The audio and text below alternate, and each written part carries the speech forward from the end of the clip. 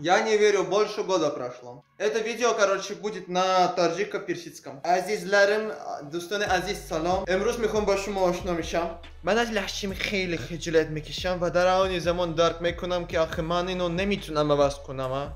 نام من جبرئیل است. من در منطقه شمالی کافکاز ولی توی جنوبی روسیه زندگی میکنم. با فکرم در شهر من تک شخص هستم که فارسی بلده یا زبان تاجیکی فرق نداره. من دانشجویم.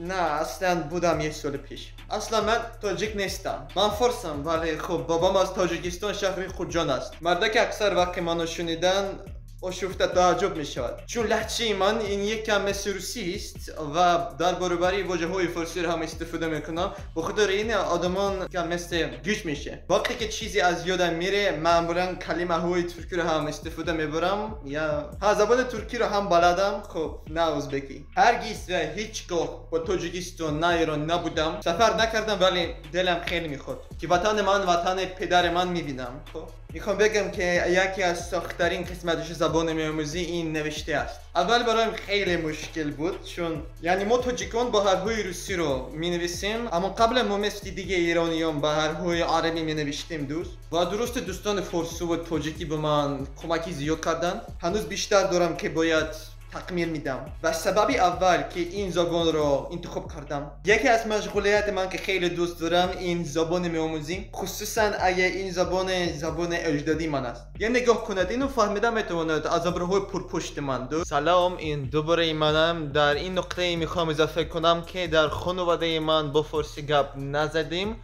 یعنی همیشه با روسی صحبت میکنیم. قبل از من بسیار مردا اینو گفتن اما تکرار عباره های فارسی مثل قربونت برم، دلم تنگ شد، جونم، عزیزم اونها همش در قلب من جا دارن. اوکی از فحش کردن ایرانی فقط میدونم بیاقل، احمق، گم شو، خفه شو. همش. این ویدیو اینقدر طولانی نشد و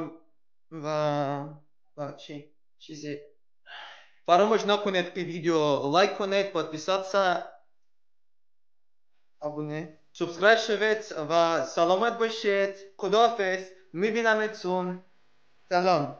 من میرم دیگه.